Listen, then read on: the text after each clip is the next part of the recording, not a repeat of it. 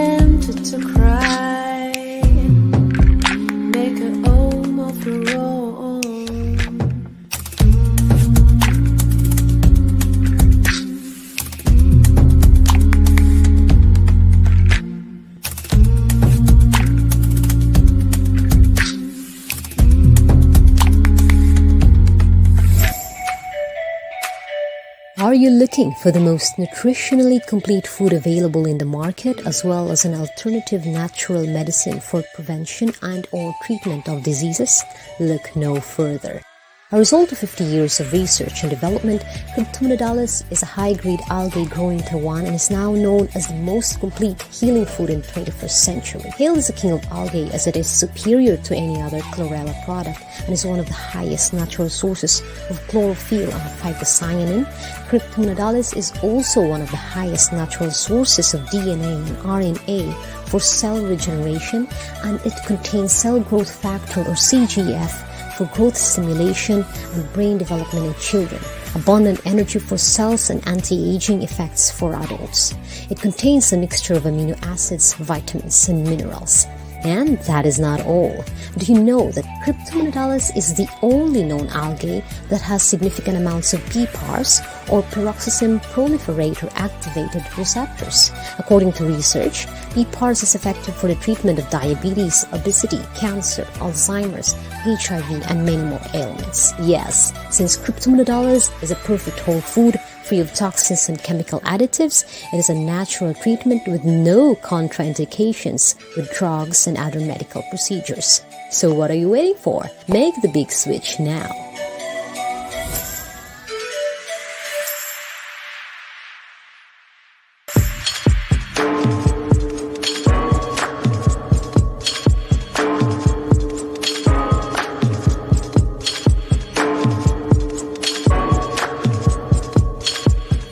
PPARs plus resveratrol.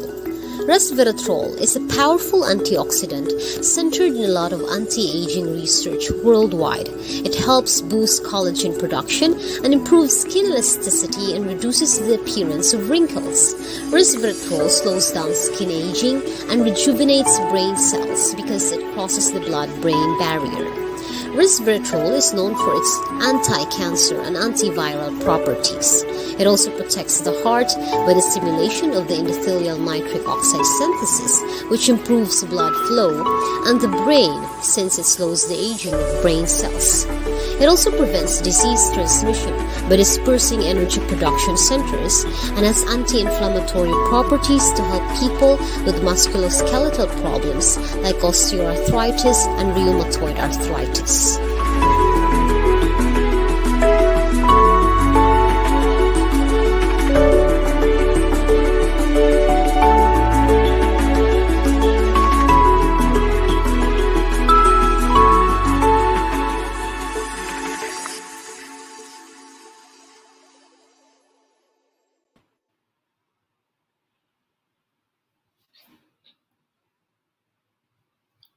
Good day, NobleLifers. Welcome to our health talk for today. I am your host. I'm Rudy Evid Jr. and I am proudly to say to you guys, we are live here at our HQ. Before we proceed on our talk, maybe we can invite all the audiences na mag-tag po tayo, mag-share ng ating health talk for today dahil this talk will be amazing sa ating mga viewers. And before I proceed sa ating event, binabati ko po ang ating mahal na presidente, Ms. Lila Baylan Makapinlak, together with our CFO, Sir Don Makapinlak, and sa ating butihing General Manager, Miss Judy Pascual, sa ating Medical Director, si Doc O, Romeo, Dr. Orteza po, and sa ating Sir Ernest Falcon. And before I proceed sa ating event, guys, binabati ko kayo ng isang masayang araw sa inyong lahat. And welcome po sa ating health talk for this day. And before I proceed at papakilala ko po ang ating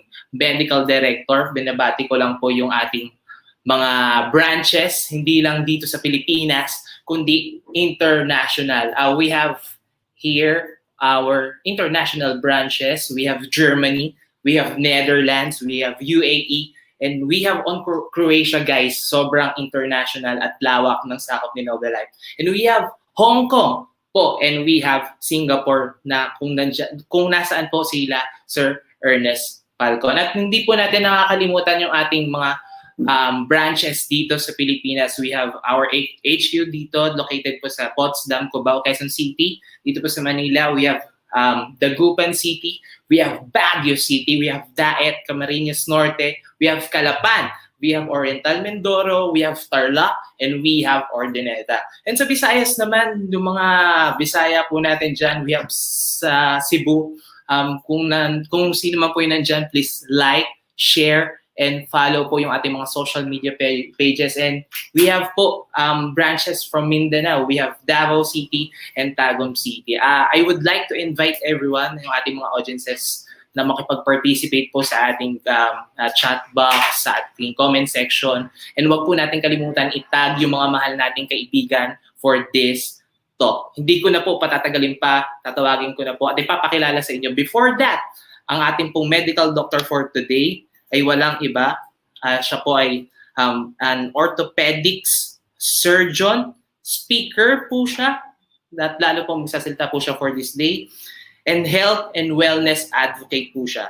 He travels around the world, guys, around the world, mind you, to speak to multiple audiences on various health topics. Hindi ko na po patatagalin pa, pinapakilala ko po sa inyo, Dr. Joseph Rylan Flores.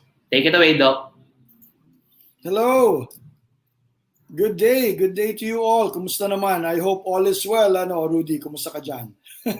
Mabuti naman, Doc. Still fighting pa rin amidst of pandemic, Doc. Tama yan.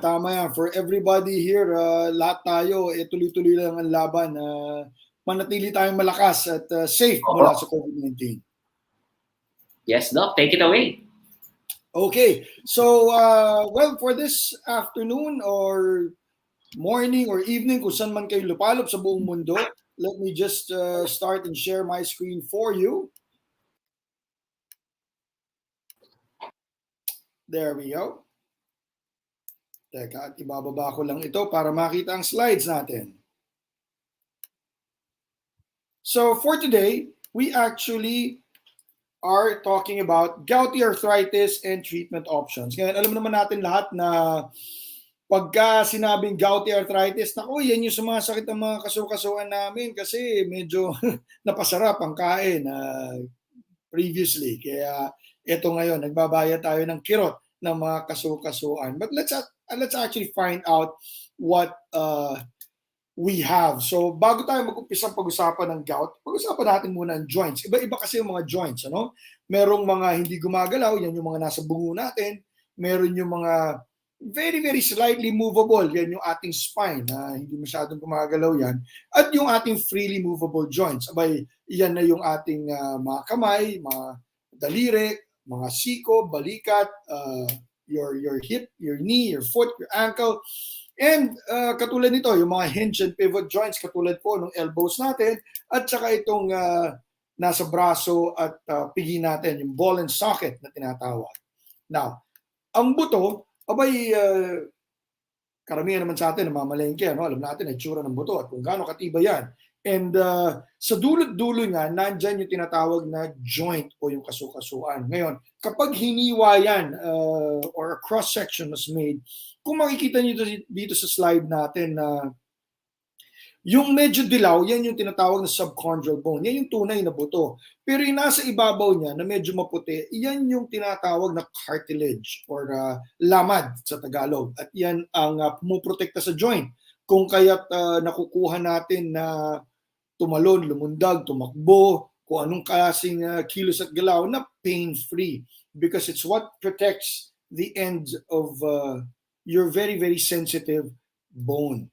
Now, of course, ang structure niyan, para lang yung bahay. Meron niyang cartilaginous component, yung ground substance, yung collagen, at kasama na dyan mga iba't ibang mga fibers para mamuo ng tinatawag na cartilage. Now, ito ay, it's a vascular, meaning wala pong blood vessels yan, at a neural, wala pong mga nerve endings yan. Kung kaya't ang nag-feed lang sa kanila, yung tinatawag na synovial fluid. Yan yung nandoon sa ating kapsula. At kumbaga habang yung mga synovium na tinatawag, parang sponge yan eh. Pag yan parang sponge na pag piniga mo at pag rinilis mo, lumalabas-pasok lang yung fluids, ganun din nakakakuha ng sustansya ang cartilage sa pamamagitan ng kumbaga pag-absorb ng nutrisyon ng mga lamad. Now, So, ang cartilaginous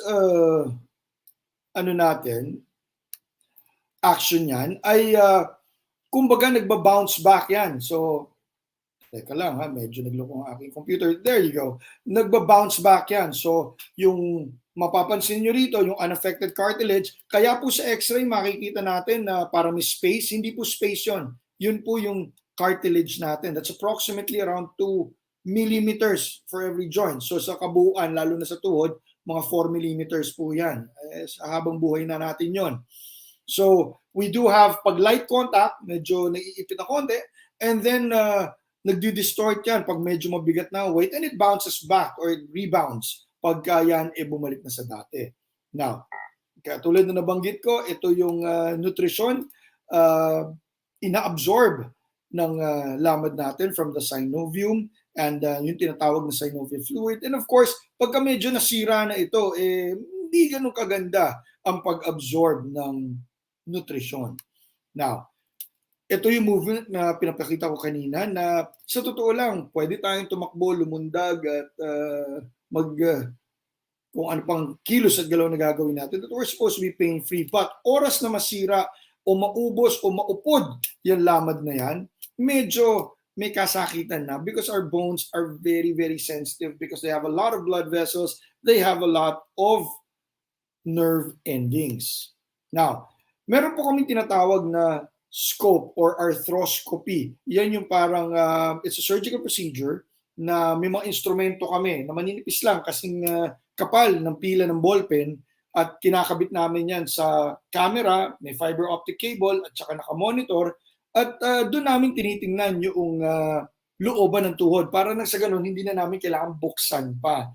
And ito, kung mapapansin niyo, just to give you an orientation, nasa taas po ang ulo, nasa baba po yung paa. So kung mapapansin niyo, itong parang mukhang buwan sa ibabaw, yan yung dulo nung hita natin or the distal femoral cartilage. Mapapansin niyo, napaka-smooth, napaka-puti at kumbaga talagang napakakinis, ano? At sa baba, nandyan yung proximal tibia o yung ibabaw ng binti natin. At kalagitnaan, nandyan yung tinatawag na meniscus. So isa sa mga lamad na, or litid rather, na tumutulong sa tracking ng tuhod. And ito ang normal kung makikita ninyo. Ngunit kung magkaroon ng problema sa oras na magkaroon ng problema ang tuhod, kung mapapansin ninyo, frayed edges, mapula na kasi kita na yung blood vessel, ukana, katulad dito sa nasa kanan ninyo, ukana yung buto, naubos na yung lamad kung kaya exposed ng subchondral bone, which is very, very sensitive, at kung kaya napakasakit, napakahirap kumilos, napakahirap gumalaw, napakahirap tumayo sa kinauupuan, umakyat ng hagdanan, and all of these things patong-patong na afterwards. Now, in reality, the most common cause of arthritis is still osteoarthritis. Mahigit 1,000,000 na po yan. This is an old slide, so that has multiplied more than 5 times already. And usually 60 to 70% of the time, yan po yung dahilan. At pag nakita natin sa x-ray, kung mapapansin natin, abay ito, nawala yung space at pagkatapos nagdidikitan na, nagkikiskisan na, at mapapansin ninyo parang may mga sungay-sungay sa gilid o tinatawag na spurs. These are osteophytes. Ibig sabihin, nag-a-attempt mag-repair sana, ngunit hindi na makuhang mag-repair. So ang buto ngayon, ang kumakapal para protektahan niya ang paligid niya dahil nga napakasensitibo nito towards pain. So, let's go to the topic on hand, which is basically gout. Gaya na nabanggit ko, one of the most common causes of problems in joints is actually osteoarthritis or degenerative osteoarthritis. Ibig sabihin may kinalaman po yung wear and tear, may kinalaman yung pag-edad natin. Imagine niyo kung ilang taon kayo, abay bawasan nyo lang ng 1 taon, ganun katagal na po kayo naglalakad at nagkikikilos. So, ganun ka bugbog sarado na ang mga joints natin, lalo na yung weight bearing, yung tuhod, yung paa, yung pigi natin. But wala po yung kinalaman sa pagkain. Kaya nga madalas sinasabi ko, pagka osteoarthritis lang ang problema, bawal hindi masarap. Pag hindi masarap, kainin niyo para kayo lumakas at magkaroon ng sustansya para makakilos at makagalaw ng mabuti. Ngunit, if your problem is gout, unfortunately, abay, lahat na masarap, hindi niyo pwedeng kainin. At why is that so? When we talk about gout, there's such a thing as purine. Ang purine po, yan yung exogenous and endogenous purine. Ibig sabihin, yung purine, abay, nandoon po sa lahat ng kinakain natin. Mapakain, mapainom, nandoon po yan. Ito namang endogenous purine, syempre, ang katawan natin may life cycle po yan. Ang blood may life cycle, ang bone may life cycle, ang cells natin may life cycle. So, towards the end ng life cycle, para mapalitan ng panibagong cells, itong mga tumatandang cells, nadadamage na cells, abay, namamatayan. At pag namatayan, nag-absorb ngayon yan sa ating katawan, enough para maka-develop ng mga bagong cells na kakailanganin ng katawan natin. So, sa pamamagitan ng ating atay, ng bituka, even sa dugo natin, yung mga ugat natin, doon minimetabolize sa mga yan. At the degradation of which in the long run, sa kaduluduluhan nito, pag nag-breakdown, uric acid ang ikalalabasan. Now, we all have uric acid in our body. Normal naman po yan because nga nagkakaroon ng normal life cycle ang katawan natin. Kaya nga yung balat naninibago, yung iba't ibang mga cells sa katawan natin naninibago na hindi nga natin alam na nagkakaroon ng panibago at yung matatanda natatanggal na rin at kumbaga napapalitan. But in the event na tumaas ang uric acid, this is what you call hyperuricemia. Dito ngayon tayo nagkakaproblema. So, how do we know na tumaas ang blood uric acid? Well, unang-una sa dugo po, blood test. And it's what we call BUA or your blood uric acid. And in reality, ito lang ang tunay na makakapagsabi kung talagang tumataas po ang uric acid. Because this is one of the things that's quite important for us para malaman namin kung ano ang ipakakain namin sa mga pasyente namin. Because katulad na nabanggit ko, if the problem is truly just osteoarthritis, walang kinalaman sa pagkain. Anything can be eaten. But oras na yung mga kirot sa mga kasukasuan happens to be caused with an elevation of your blood uric acid, then mag-iiba ang ihip ng hangin. Medyo hihigpitan na natin ang pagkain at i-digesta natin ng mabuti. Kasi wala talagang ibang magagawa kung tumataas ang uric acid, kundi ayusin lang ang lifestyle ng mga mayroong hyperuricemia. Now, ang uric acid po kasi sa totoo lang, crystal po yan eh. So, kapag namamagayan, nandoon yung kristal. Pero oras na tanggal at nabawasan ng pamamaga for one reason or another, naiiwan kasi yung kristal doon sa mga joints. So sometimes dun sa mga mas malala, we would actually do imaging. Like your x-ray, your ultrasound, even your CT scan, tinitingnan po namin yan paminsan. Or may tinatawag kaming arthrocentesis. Ano ibig sabihin nito? Dun sa mga namamaga po yung tuhod, magang-maga talaga at hindi makakilos, hindi makagalaw, tinutusok po namin yan at ina-aspirate namin. And sa totoo lang, yung pamamaga kasi alone will cause pain kasi may mga pain fibers po sa joints natin. At pag yan na-stretch, talaga namang kikirot at mananakit yan. So oras na mabawasan yung pressure na yan na nandyan sa joint na, lalo-lalo na sa mga tuhod, abay, malaking ginhawa na po yun. So yung arthrocentesis at that point is therapeutic kasi binawasan natin yung pamamaga. Ngunit, ang makikita natin, usually makikita natin sa fluid, yung pagka-yellowish niya, pag titingnan natin sa ilalim ng microscope, makikita natin yung mga hibla ng mga uric acid crystals na tinatawag. So, that is also indicative na tumataas yung uric acid. Unfortunately, hindi naman basta-basta magkakaroon ng problema yung accumulation niyan hanggat sa panahon na talagang patong-patong na kasi paulit-ulit at pinababayaan ng katawan, hinahayaan na mataas ang uric acid at binabaliwala ang pagtaas niya kasi sasabihin na nawawala naman yung pamamaga, okay lang, okay nga. Ngunit, hindi yung pamamaga ang mahalaga dyan, kung hindi yung kristal ng uric acid na nag-a-accumulate at nagpapatong-patong. So, let me show you an x-ray of the foot. Abay, yung nasa kaliwa ninyo, normal na normal. Kitang-kita ninyo yung hugis, yung cortical aspects ng bone. Dito makikita ninyo, may parang, parang bulak dun sa gitna. Yan po yung uric acid na tinatawag natin. On the other hand, maminsan, hindi pa nga nag-uumpis sa buto, pero dumadami na ho sa labas. Kaya makikita ninyo dito sa area na ito, talagang namamaga. Hindi lang ho namamaga. Yan po yung accumulation na ng gout uric acid crystals. Kung kaya't sa totoo lang, sa umpisa, maaring normal pa ang mga findings na yan at medyo mahirap-hirap makita in the beginning. But ang problema nito ay uric acid crystals are actually radiolucent. Ano ibig sabihin ng radiolucent? Abay, hindi ko sila nakikita sa x-ray. Unless sobrang kumapal na sila at magkaroon ng calcification dun sa area, doon na sila nakikita katulad nitong nasa x-ray ninyo sa harapan. Let me show you another x-ray. Ito kung mapapansin ninyo, pinalakihan natin ng kaunti para mas makita. Kaunting nicks lang. So kung sa totoo lang, hindi nyo nga halos mapapansin. Pero yung mga uka na yan, abay yan na yung affectations ng uric acid crystals na nag-uumpisa mag-deposit. Sinisira niya kasi yung mga joints na yan. And if you look at it, ayan yung sinasabi ko sa inyong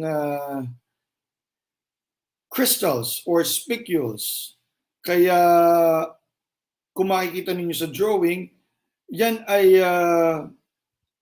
sumusuot at nanunuot sa mga joints natin. So, kung mapapansin ninyo, sunod-sunod itong pinakikita ko sa inyo doon sa tinatawag na first metatarsophalangeal joint. Ano ibig sabihin nun? Yung pong buto ng paa natin, yan yung metatarsal na tinatawag, yan yung mahaba. At pagkatapos, yung phalanges, yan yung mga daliri po natin. Palagi natin pinakikita itong first, itong tawag natin ito na joint, is because sa totoo lang, yan ang unang-unang joint na tinatamaan ng gout. Lalo na sa mga kalalakihan. We get a history of medyo nag-inuman, nagkainan ng husto the night before at pagkatapos the next day, medyo nananakit ang mga kasukasuan. Ang unang-una namin joint na tinitingnan, itong nasa paang ito. It's because, yan ay unang-una, ibig sabihin, oras na yan ay makita na namin na namamaga, medyo kahit wala pa kaming blood workup o blood examination, ang makikita na namin na ano tawag nito, the likelihood of having hyperuricemia and gout is already there. At just to show you itong sinasabi natin, mapapansin niyo medyo namumula, medyo sa totoo lang pag hinawakan natin yan, it's relatively tender at in the long run, mas mapapansin nila, mas lumalaki at mas kumakapal yung parting yan. Now, manifestations natin, ganito yan.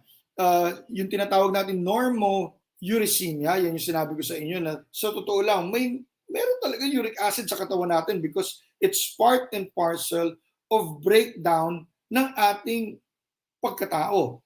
So talagang wala namang problema yan. At ngayon, sa oras na tumaas yan, kasi medyo kumakain tayo ng masasarap, abay, hindi naman agad-agad mangingrot at mananakit yan.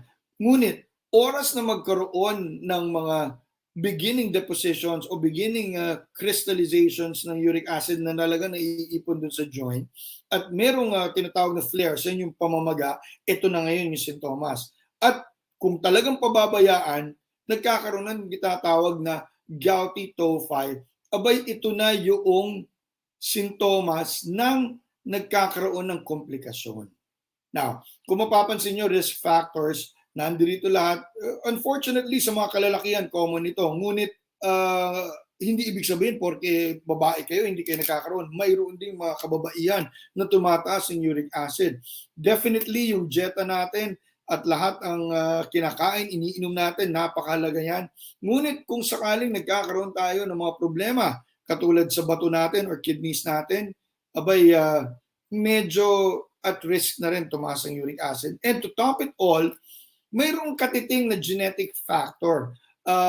Mayroong tinatawag na urate transporter. Ito'y habang dumadalo yung uric acid sa katawan natin, natutulungan siya na hindi maipon. Ngunit, kung may tinatawag na non-beneficial gene for urate transporters, dun medyo nagkakaaberya. Kasi kumbaga sa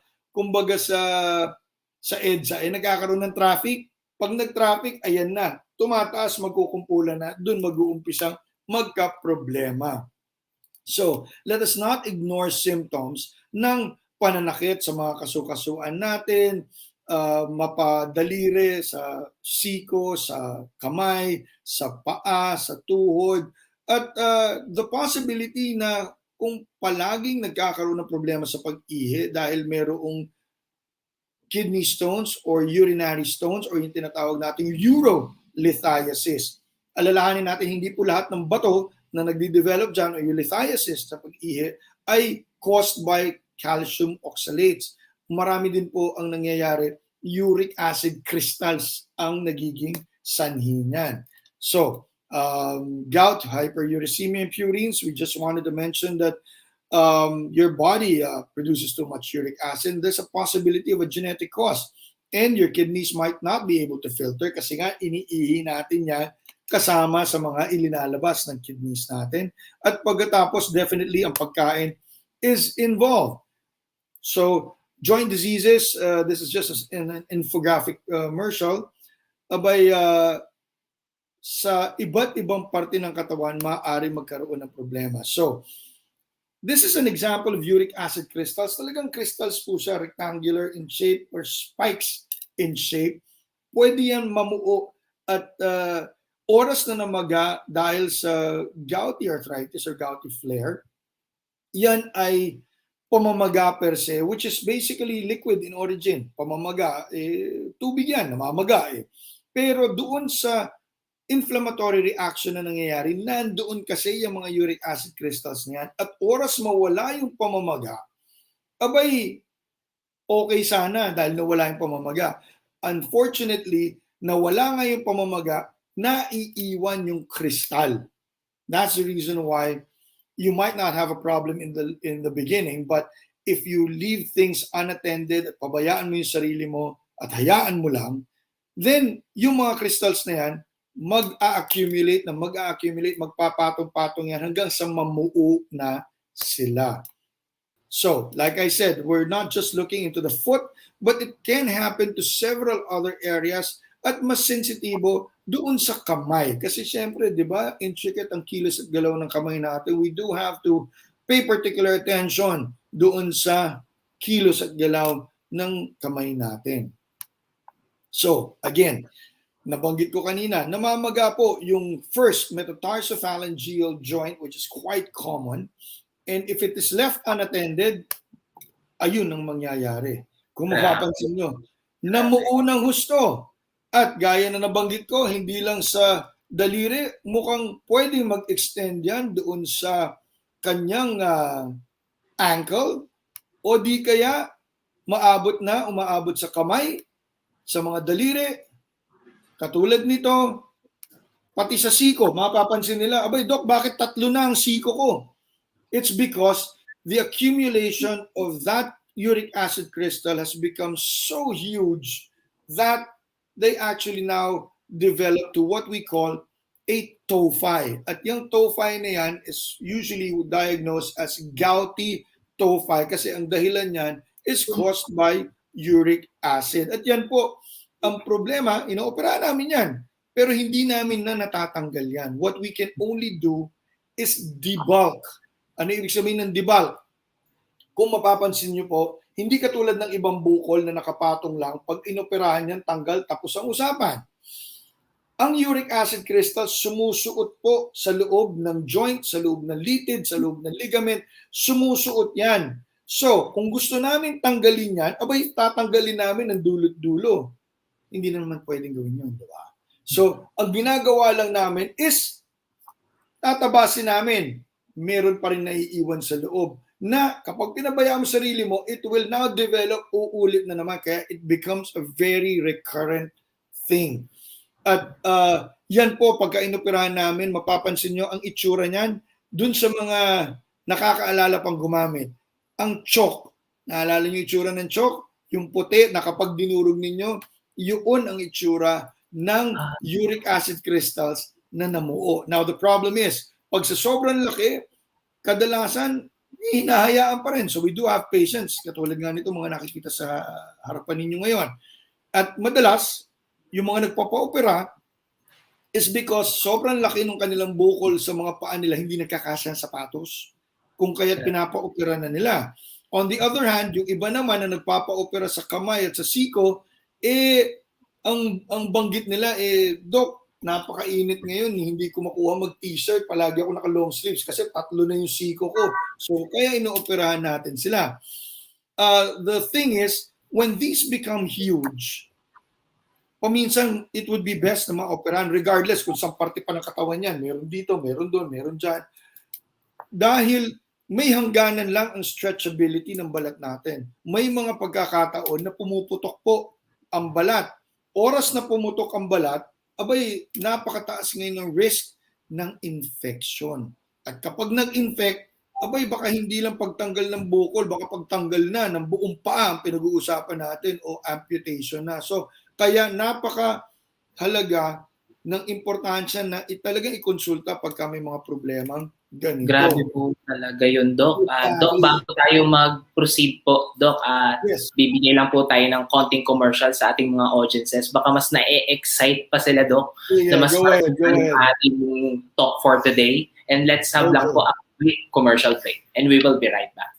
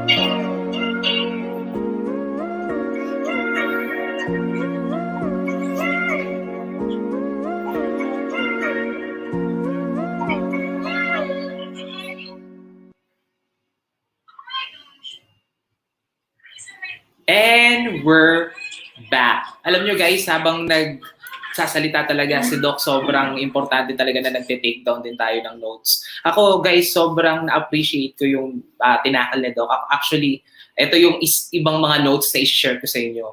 Bones are very sensitive. Siguro ingatan talaga natin kung paano natin aalagaan yung mga sarili natin, lalo na when it comes to our bones. Alam naman natin na medyo naabuso natin yung katawan natin. Pero bigyan pa rin natin ng time yung ating sarili para magpahinga. At kung nararanasan nyo na, NobleLifers, yung mga image na ipinakita ni Doc, yung mga senyales, ipapaalala ko lang sa inyo yung diagnosis na ginagawa nila. Kailangan natin magpa-blood test para matest natin yung ating uric acid, yung imaging which is x-ray, ultrasound, CT scan, tapos yung joint fluid test na ginagawa nila Doc Rylan. Sobrang importante talaga na mas makita natin at maging aware tayo sa mga bagay na nararamdaman natin. And with that, tinatawag ko po ulit yung attention ni Doc Rylan. Doc Rylan? Doc. Okay, Yun. so we're back. Just go back and share my screen again. Hold on. There we go. Doc, take it away. Sige.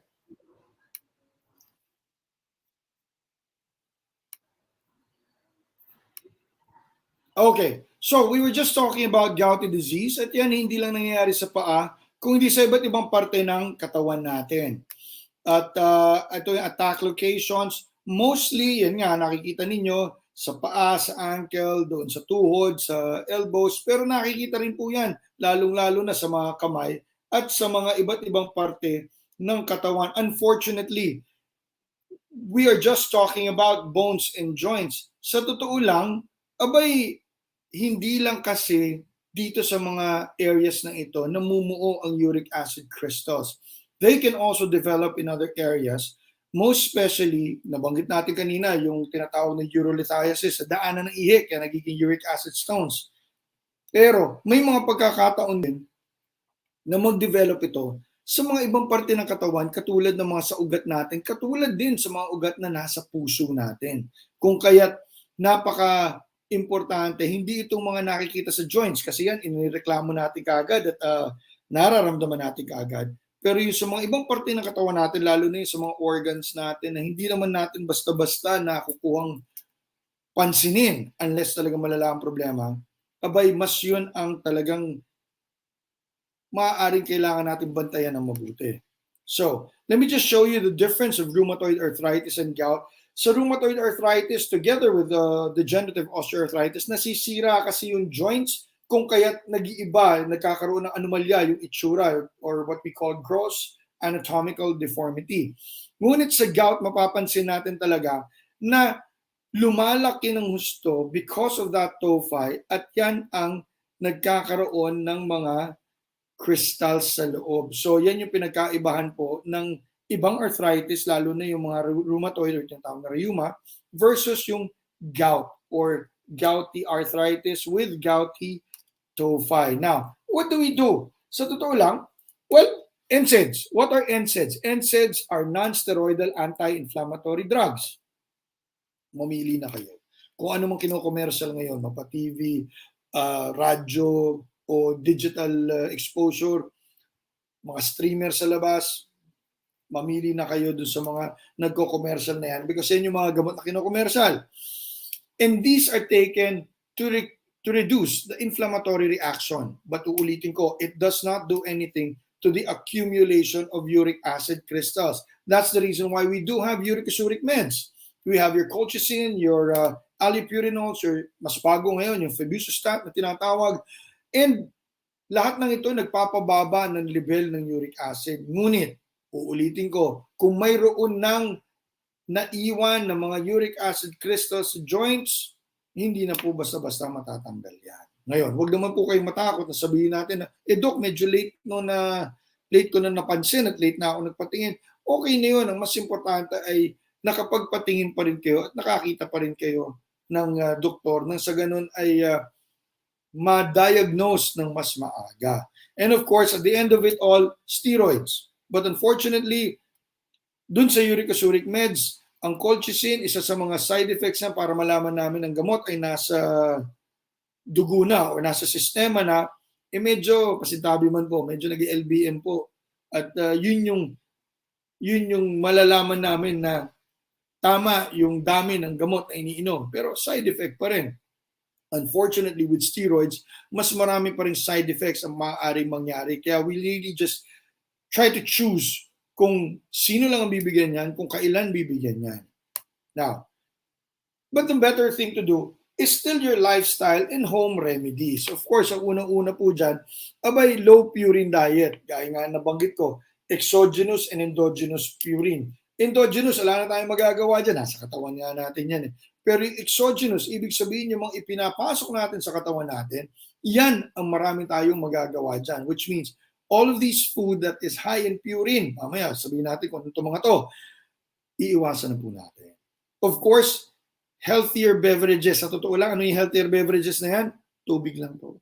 Tubig lang. Hydrate ourselves. Gaano karami? 2 litro maghapon. On an average po yan. At kung kayo mas malaking tao pa, at mainit-init, well, paminsan kahit umulan, mainit pa rin. Tinataasan pa natin yan. Paminsan hanggang 3 litro pa. So we need to hydrate yourselves, ourselves, me included. Of course, exercise and movement. Alam mo, itong problema sa lockdown na to, yung concept ng exercise medyo nawala. Kasi pag sinabing exercise, lalabas, mag-ehersisyo sa labas, hindi nila nalalaman na sa loob ng mga bahay, kinakailangan na magkaroon ng ehersisyo din. Movement, bawal hubatugan. Makapagpahinga kayo kung in the time na medyo may pananakit at hindi maganda ang pakiramdam. Ngunit, pag okay naman ang pakiramdam, we need to move. So kahit na nasa loob tayo ng mga bahay natin dahil pandemya o lockdown, we still need to move well and move properly. Ngayon, syempre, dun sa mga may ibang mga comorbidities na o talagang nananakit, hindi naman pwedeng basta-basta kumilos o gumalaw. So we need to grade the movement. May mga tinatawag na low-impact exercises. Ibig sabihin, instead of literally jumping, moving, simply walking lang is okay already. Kung weight bearing talaga ang problema, ang cycling, kahit stationary bike, pwede naman sa loob ng bahay yan. Walang impact yan dun sa tuhod natin kasi nga walang weight na ginagamit. Lalong-lalo na kung makukuha na natin makalangoy. Kasi ang swimming, di ba, lumulutang ka nga sa tubig, walang weight. So kumikilos, gumagalaw without the harsh effects of pounds. Kumbaga yung pagsalpok ng katawan natin kapag tayo'y kumikilos at gumagalaw. Unfortunately, dahil lockdown pa, medyo mahirap-hirap ang swimming ngayong mga panahon na ito. Now, with diet, of course, weight loss ang unang-unang pinaka-importanting pinapagawa natin. Kaya lang ako, hindi ko basta-basta sinasabing weight loss. Bakit? Pag nagsabi ako ng weight loss, yan ang unang-unang gagawin ninyo. Isipin ninyo, pag nagsabi akong weight loss, gugutumin niyo yung sarili ninyo. You will starve yourself. At when you do starvation, oo, papayat nga kayo, pero mas maraming problema at komplikasyon na mangyayari dyan. Kung kaya't, gradual natin pinagagawa niyan. We do lifestyle changes para hindi biglaan ang pagtanggal ng timbang. Bakit din? Because sa totoo lang, what we found out is that kahit wala kang problema in the beginning, once you become overweight, and definitely when you do let yourselves become obese, the likelihood na tumaas yung uric acid, sumusunod na po. So, the risk, ang gusto natin mabawasan. Kaya, as much as possible, we would want to have you healthier at a lower weight. Of course, yung complex carbs na mas gusto natin, yung more fruits and vegetables. Iwasan po natin yung mga masyadong matatamis na inumin, yung mga sugary drinks. At sa totoo lang, unfortunately po, kahit yung mga prutas po na natural naman at natural juice ang inumin nyo, pero sila yung mga talagang matamis na talaga, medyo pinapabawas natin yan kasi nga medyo tumataas po ang uric acid levels dyan. When you mentioned simply hydrate with water at least 2 liters per day. Oops, sorry. Now, sa mga taba, well, we avoid saturated fat. At bakit? Kasi rin the possibility na tumaas ang uric acid nyo nandiyan. So ano yan? yung mga talagang tunay na karne ng baka at baboy.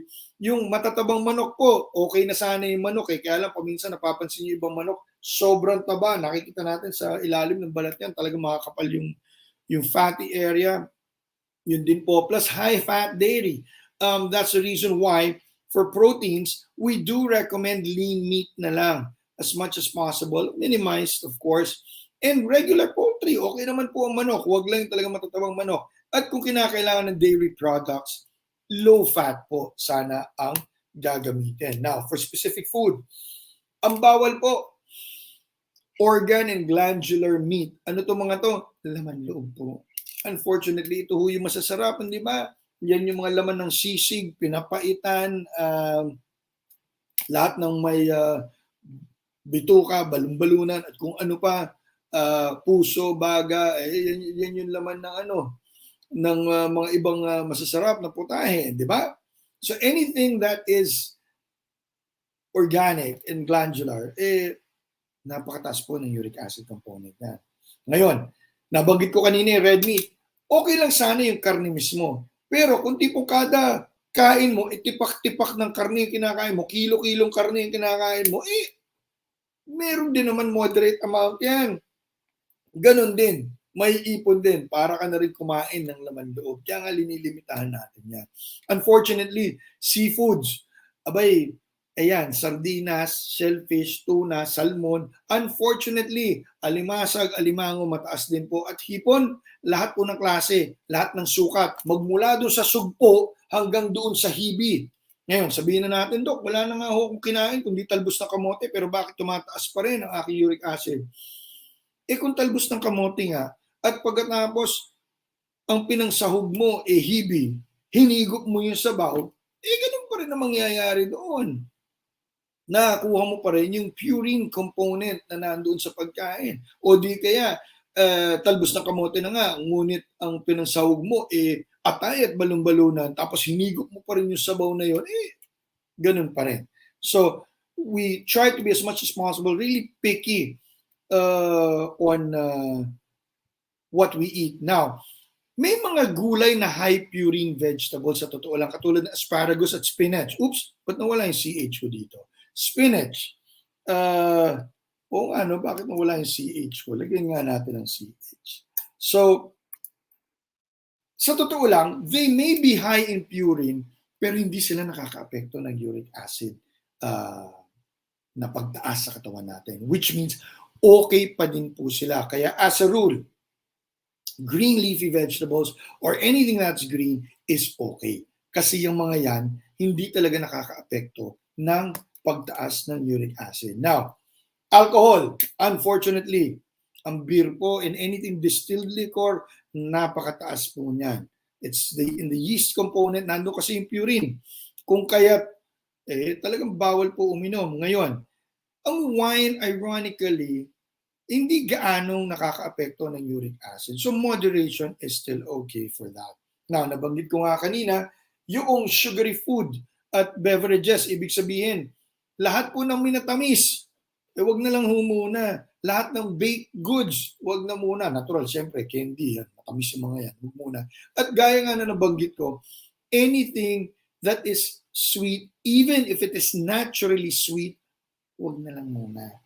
Kaya nga sabi ko, di ba, medyo kayo masyadong makakain na masarap. Of course, vitamin C lowers that effect. Now, on the other hand, coffee may decrease the risk of increasing your uric acid levels. Katulad dito sa atin sa NobleLife, meron tayong crypto coffee. Abay, nakakatulong po yan, mabuti po yan para medyo mabawas-bawasan yung level ng uric acid natin. May mga prutas gaya ng cherries na have been discovered to reduce the risks. Now, kung mapapansin nyo yun sa dalawang huli na lalagay ko, sauces and gravy, medyo wag na lang muna. As a matter of fact, I do recommend yung mga vinaigrettes na lang, o mga suka na lang, yan na lang gamitin natin pang sausawan dahil pwede silang makataas ng uric acid, lalo-lalo na yung iba, yung gravy. Hindi nga gravy, ginagawa sabaw nga yung gravy. Bakit? Ano ba ang component ng mga ito? Ang component ng mga ito, laman loob po in fat, which actually increases the purine component, increasing likelihood of you to have increased uric acid levels. Now, sa kahuli-hulihan, canned goods. Unfortunately, maski ano pa yan, basta dinilata yan, yung proseso ng pagdilata increases the purine content. Lalo na pa, kung yan ay sardinas. Hindi lang yung purine content nung pagdilata, ngunit yung mismong isda na sardinas, napakataas ng uric acid. Unfortunately, because of all the lockdowns that have happened, di ba, yan yung mga canned goods na pupunta sa ayuda na ibinibigay sa atin, kung may umaabot na ayuda, no? The thing is, hindi ko naman sinasabing huwag kumain ng canned goods. Ngunit kung magkakaroon ng pagkakataon mamili between freshly bought food versus canned goods, doon na kayo sa freshly bought kasi mas mababa yung posibilidad na tumaas ang uric acid levels ninyo. Now, with all of these na halos wala na makain, usually ginagawa ko dyan, I do recommend gulaman po. Presuming hindi tumataas ang asukal ninyo. Gulaman can actually fill up yung gutom ninyo na hindi kayo masyadong gugutumin. Ano? At yung isa, they call it celery soup. Yan basically sabaw na may celery, carrots, tomatoes, onions na talagang abay pagka ginugutom kayo, sabaw yun, inumin ninyo yun, na-hydrate na kayo, abay nagkalaman pa yung sikmura ninyo, hindi kakalam basta-basta. So, yun ang mga kailangan madagdagan. Kasi unfortunately, kung talagang napakataas ng uric acid levels ninyo, abay, ang term ko nga dyan, kapag medyo masarap, the likelihood na mataas-taas nga yung uric acid component. Yan. So, what else can we give?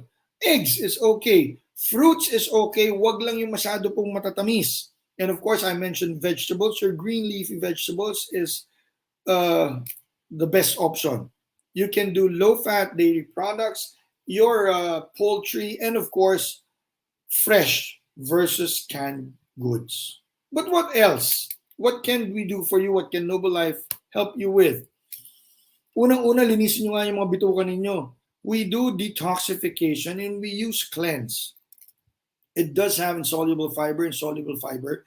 Abay, hindi lang basta-basta nalilinis yung bituka, but the nooks and crannies ng ating large intestines, napapasukan yan, kasi pag ininom yan, at kinukolekta niya talaga yung mga basura na yan, and hopefully, some of the uric acid components that are starting to develop pa lang, nakukuha na niya, na ilalabas na niya. So, kumbaga, general cleaning, kung kinakailangan, most of my patients, I do them on a regular basis, 1 per quarter, more or less, and just to keep yourselves detoxified. And sa pamamagitan nito, nababawasan din yung posibilidad na magkasakit sa anumang karamdaman na kumbaga kakapit sa inyo. Hindi kayo basta-basta magkakasakit dahil mas malakas yung ating bituka.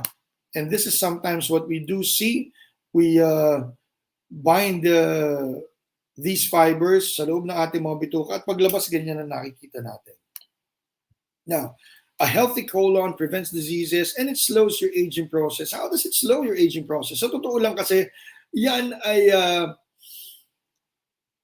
sa pamamagitan ng maayos na metabolismo, ang nangyayari sa atin, lumalakas ang katawan natin. Now, ganito, lalo na ngayon, panahon ng COVID, I'm sure may mga kaibigan, kamag-anak kayong tinamaan ni COVID, kung makikita ninyo, 1, 2, 3 araw, anong unang mapapansin ninyo dahil sila may karamdaman, whether they are mild, moderate, lalong-lalo na kung severe, mapapansin ninyo, parang tumanda, di ba? So that means the aging process actually hastens, napapabilis. Kung kaya't kapag oras na tayo magkaroon ng karamdaman, whether it's COVID or non-COVID, whatever disease entity, it takes a toll in our body's metabolism. Kaya napapabilis ang kilos at galaw ng ating metabolismo, kaya ang bilis nating tumanda. But kung mapoprotektahan natin sa pamamagitan ng pananatiliin lang na malakas ang katawan natin, hindi tayo basta-basta magkakasakit. And doing that would slow down the aging process. Ngayon, syempre, nalinis na natin ang ating bituka. Anong kinakailangan natin gawin? Kapag nalinis na ang bituka, kailangan natin siguraduhin maayos ang level of nutrition ng ating katawan. So what we do is we do mega nutrition by using cryptomonedales with natural PPARs. Dito, since this is an old slide, it sets the recognized by experts as one of the most promising health food in the 21st century. Sa totoo lang, 21st century na ngayon eh. So recognized na po siya. Hindi na siya most promising health food. Promised health food na po siya. So sa totoo lang, pagkain kasi siya. Kaya nagkakaroon ng pagkakataon na mabigyan ng sapat at natural na nutrisyon ng katawan natin. Hindi ibig sabihin huwag kayong kumain.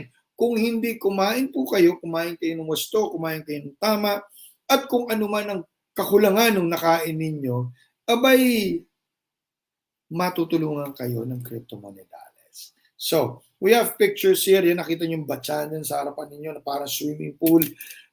Professor Wang Sun-che actually discovered cryptomonedales. Oops, sorry. And what is it? It's actually an algae. Ano ba ang algae? Lumot lang ho yan. At it has a primitive structure, pero hindi po yan yung lumot na nakikita nyo lang kasi umulan, medyo naglumot doon sa gilid. Hindi naman ganun yan. It's actually a very specific algae that actually is cultivated. Kaya medical grade po siya. Ibig sabihin inaalagaan at lahat at pinoproseso ng sa ganoon, purong-puro natin makuha. So, primitive structure, no cell membrane, kaya mabilis ang absorption niya sa katawan natin. And it has a lot of ribosomes, proteins, hindi lang proteins, yung pong macronutrients na tinatawag, which is your protein, carbohydrate, and fat, abay, napakataas ng level niyan. At may mga iba-ibang bagay, katulad ng cryptoxanthin, phycocyanin, mga nagagamit natin. But we will show you later kasi wait, there's more. Now, let me just show you picture of Professor Wang Sun-che. Nakita niyo mga parang swimming pool na yan. Nag-umpisa lang sila, kung hindi ako nagkakamali, sa mga 3-5 vats na yan na malalaki. Pero hindi po swimming pool yan. Mababaw lang ho yan, 3 feet lang ho yan. Kung gaano kataas nakikita niyo yan lang ho yan. So hindi ho yan malalalim. But as time went on from 8, and I understand they have already around 12 to 15, kung ako nagkakamali. At bakit natin alam yan? Kasi nagkaroon tayong magpagkakataon na dumalaw sa kanila at tingnan talaga ang proseso nito. So, tayo po yan, mga few years ago, pre-pandemic, at nagkaroon tayo ng pagkakataon makita yung proseso. At anong ginagawa? Mula dun sa batsa na yun, kinukolekta lahat. Kaya nakikita nyo, yan yung algae, yung berde na yan. At pag-kolekta, abay, hindi lang basta kolekta. Sinisegregate, linilinis yung kada organismo na yan at nahihiwalay yung mga sediments o yung ibang klaseng algae doon sa tunay na cryptomonedales lang. Kaya what we get is pure cryptomonedales. So tuloy-tuloy ang linis niyan. That's why eventually it becomes medical grade. So, pagkatapos linisin ng husto, pinatutuyo. This is the drying area. Talagang tuyong-tuyo. Makikita nyo po dun sa sako na tuyong cryptomonedales. At yan, sa palad ko po. Palad ko yan. Ayan yung palad ko. Yan yung bracelet ko. Powder form na cryptomonedales. Pero hindi pa tapos dyan. Bakit? Pagkatapos po ng pagkatuyo nila, idinadala dun sa pounding station. At anong ginagawa sa pounding station na to?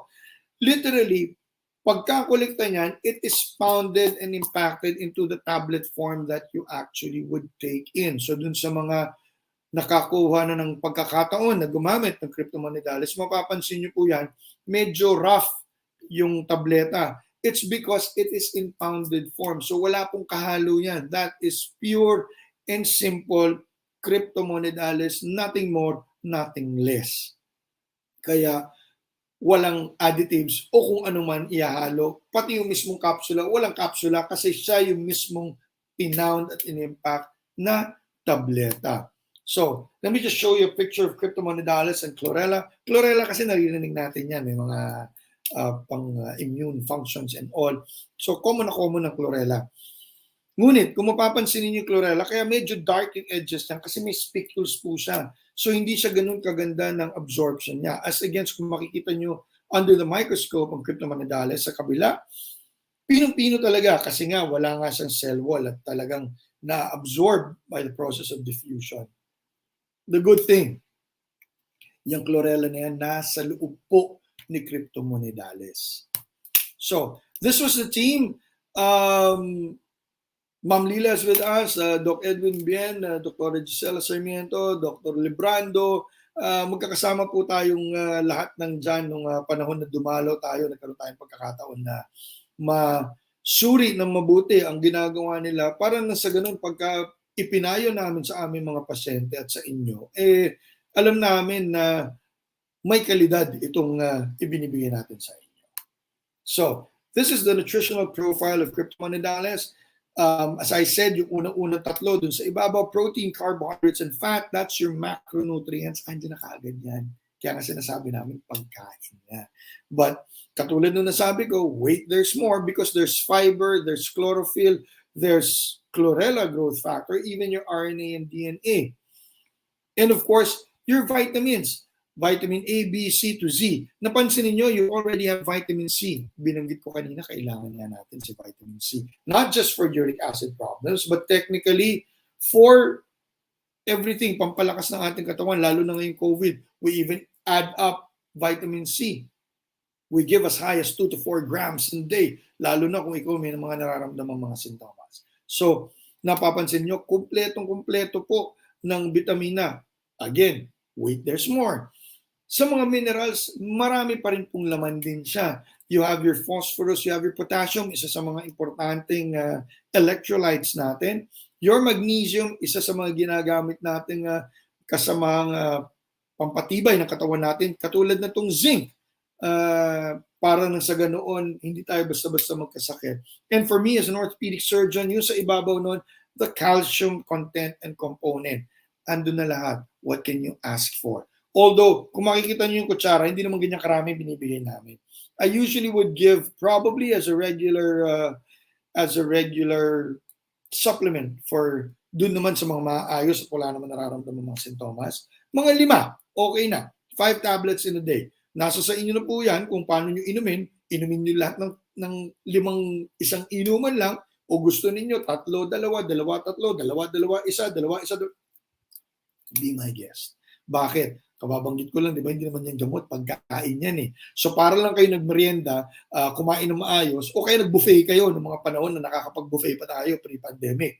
So I really don't mind as long as you do take it. But oras na may mga problema na tayo, hindi lang sa uric acid, kung hindi sa mga katulad ng asukal, pagtaas ng asukal sa katawan natin, ang pagtaas ng mga ibang components ng lipid profile o ng taba, katulad ng cholesterol, triglycerides, mas dumadami na ang pagbigay natin niya. We can give as high as 5 tablets twice in a day or even thrice in a day, depende na sa kondisyon, pinibigyan natin sila. So, here are some reports on the effects of Cryptomonidales. Crypto can reduce the levels of cholesterol and low-density lipoprotein to up to 15 to 20% in a month. So, ibig sabihin, pati yung asukal natin, your blood glucose and glycosylated hemoglobin, napapababa in 3 to 6 months. Bakit? Yung glycosylated hemoglobin, yan po yung sugar content natin sa katawan for the next 3 months on an average. Kaya, ang normalization niya, 3 to 6 months. Dun sa mga may mga ibang karamdaman, katulad ng rheumatoid arthritis, psoriasis, mga dermatitis, magandang immune function. Sa akin, sa mga na-operahan ko, I do give just a minimum dose of 5 tablets in a day para mas maganda yung kanilang paghilom ng kanilang mga sugat. Of course, there's antiviral effects given by your phycocyanin. And if you would notice sa baba, prophylactic and therapeutic effects for cancer. Para sa akin though, personally, not so much on therapeutic, but prophylactic. Why? Sa totoo lang, ang cancer is cells found in our body that are not supposed to be there. Ano ibig sabihin yan? Aba, yung cells ng baga, nakita doon sa atay. Yung cells ng atay, nakita doon sa bituka. Yung cells ng bituka, nakita sa breast, nakita sa... So, they're still the same cells, but they're not located where they're supposed to be found. So, maaring mayroon ng ganyan sa ating katawan. Ang tanong ngayon, ano ba mauuna? Ang pag-develop at pagbuo ng bukol na yan? O ang lakas at tibay ng katawan natin? So, I still believe that if you do have a strong and healthy body, the likelihood of you getting cancer decreases. Pero risk lang ang sinasabi ko. Hindi ko sinasabi hindi magkaka-cancer kasi may mga nagtatanong sa akin, Dok, napaka-lusog nung kamag-anak ko, nung pinsan ko, nung tiyo ko, and yet, bakit po sila nagkaroon ng cancer? Alam mo, maraming risk factors yan. What I'm just saying is that sa dinami-dami ng risk, huwag nyo nang dagdagan sa pamamagitan ng hindi pagiging healthy. So we try to be as healthy as possible, nababawasan yung mga risks na maaari magkaroon ng cancer. So these are just the graphs na pinapakita lang namin. Ito yung pain score, ito nasa kanan, mas mainam na intindihin, na medyo matindi ang kirot. This is what we've done for one patient who actually has what we call psoriatic arthritis. Ibig sabihin, nagkaroon siya ng arthritis dahil po sa psoriasis. Yung psoriasis, sakit sa balat yan na medyo nag-scales. At yan, we started giving management. We noticed that the pain scale in the next 3 months, pababa ng pababa.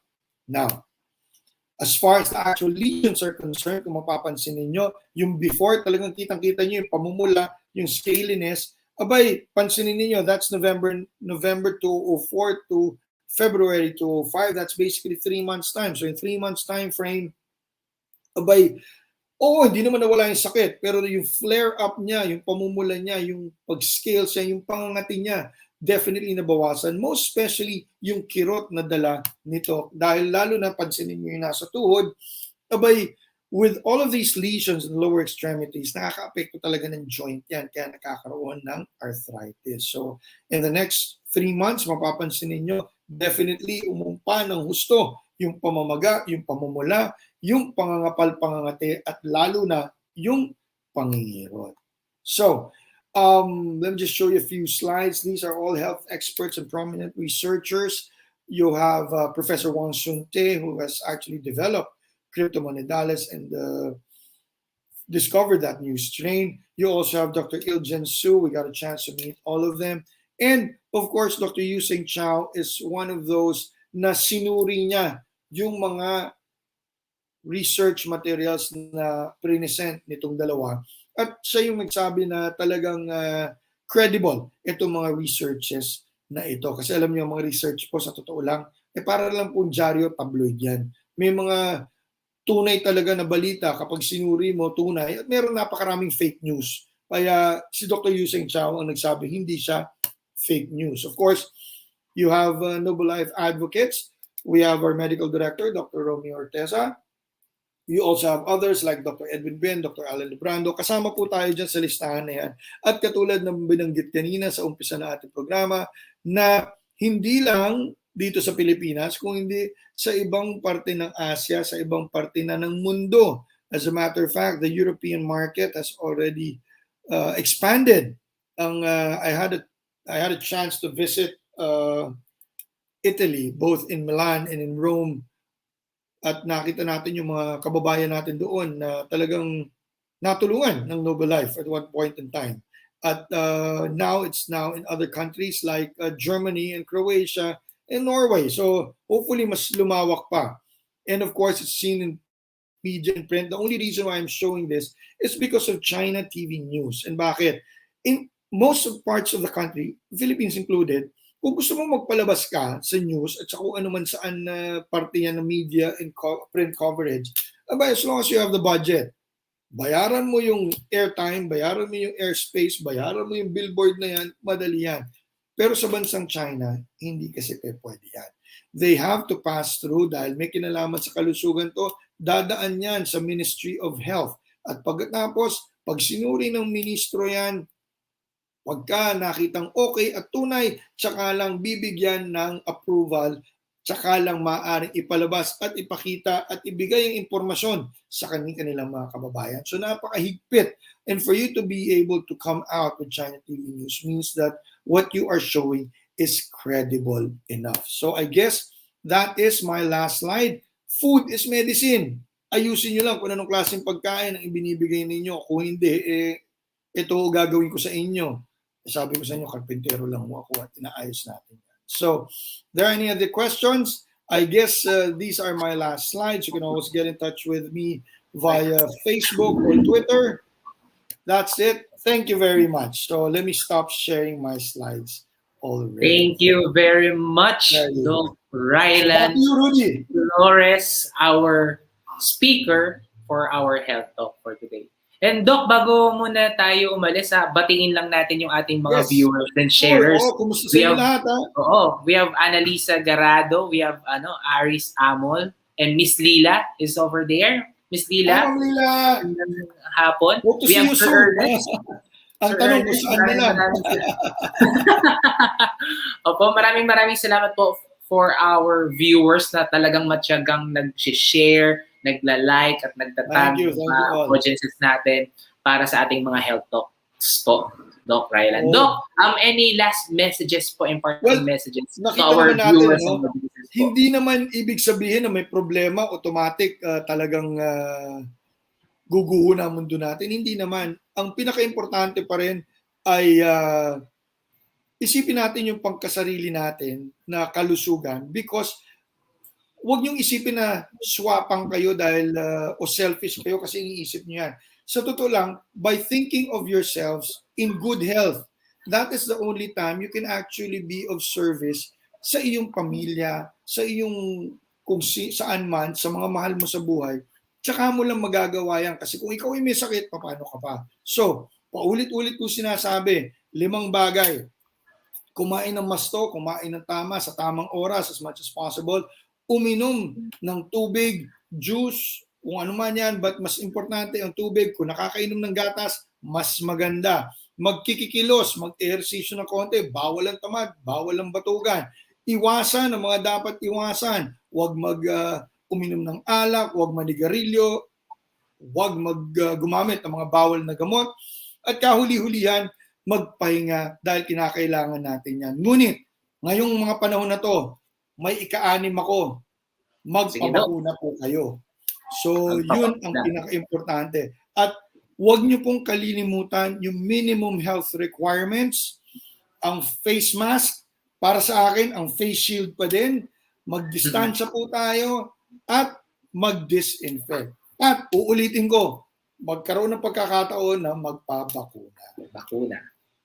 Yun. Maraming salamat po for our speaker for today's Doc You can Rylan. always, total na sa mga you can always use Facebook as well. Nasa Facebook po tayo, Doc Rylan.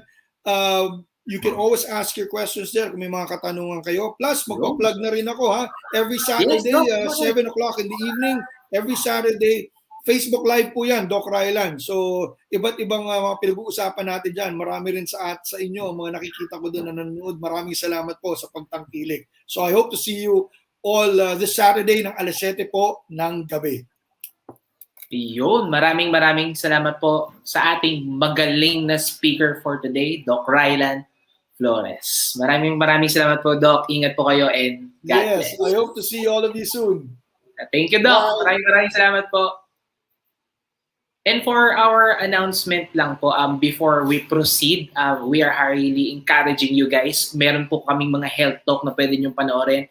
Pwede nyo po makita ito sa aming social media pages. Just type NobleLife Official. Ulitin po namin, it's NobleLife Official. May kita nyo po dun yung mga posts namin and our products there. And kung meron po kayong gustong panoorin, like yung mga previous health talk po namin, mas makikita niyo po sila doon at mas magiging aware pa po kayo doon sa mga darating na mga sakit sa atin. Actually, prevention is better than cure. Yun yung pinaka-importanting ginagawa natin sa panahon ngayon, lalo na ngayong pandemic. Kailangan talaga nating mag-take ng more on vitamins, lalo na yung ating crypto monadales. And for our events and announcements, yan. Let us wait for our slides. Yun. We are having this United Arab Emirates po. It's we care for you naturally for 15 years. It's 15 years of providing health and solutions. Ano po yung mga inclusions nito, guys? We have free health talks, katulad po ng ginagawa natin ngayon. And we have free doctor is in the air. Yan po yung pwede talaga kayong magtanong sa ating mga medical doctors kung ano po yung mga nararamdaman natin, kung ano pa po yung mga kailangan natin mga examines and whatsoever pa po. Pwede niyo po silang kontakin. And we have these amazing packages that we have, yung free QRMI. Ito po yung pinakamahalaga na pwedeng i-provide po ng ating mga pamilya sa NobleLife po.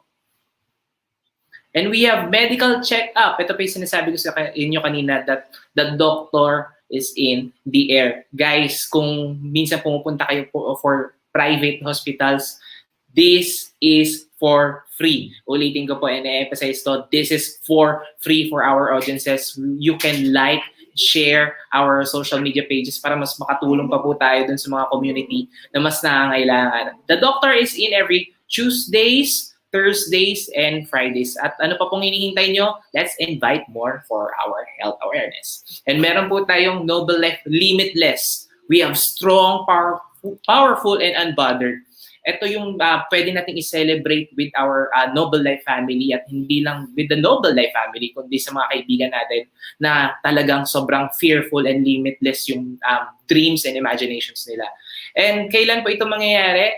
It is to be announced kasi we have talagang pinaghahandaan which is yung mga health protocols po natin at saka yung mga government updates regarding po sa ating mga events.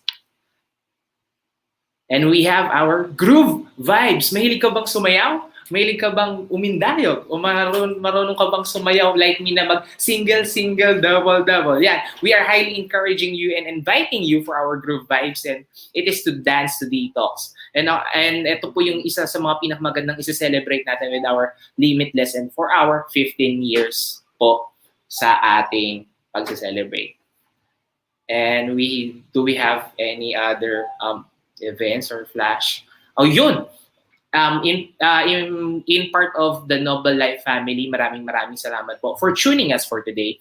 And makakaasa po kayo na mas marami pa pong health talk yung mga abangan natin. Actually, mas excited ako dun sa mga susunod pa kasi I keep writing notes na mas mahalaga talaga para sa atin. Hindi lang naman talaga para sa atin, kundi para sa pamilya natin.